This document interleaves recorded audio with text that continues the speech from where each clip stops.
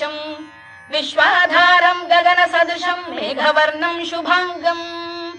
लक्ष्मीकान्तम् कमलनयनम् योगिधृध्यानगम्यम् वन्दे विष्णुम् भवभयहरम् सर्वलोकैकनाथम् मेघश्यामम् पीतकौशेयवासम् श्रीवत्साङ्कम् कौस्तुभोद्भासिताङ्गम् पुण्योपेतम् पुण्डरीकायताक्षम् विष्णुम् वन्दे सर्वलोकैकनाथम्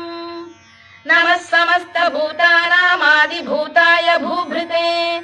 अनेकरूपरूपाय विष्णवे प्रभविष्णवे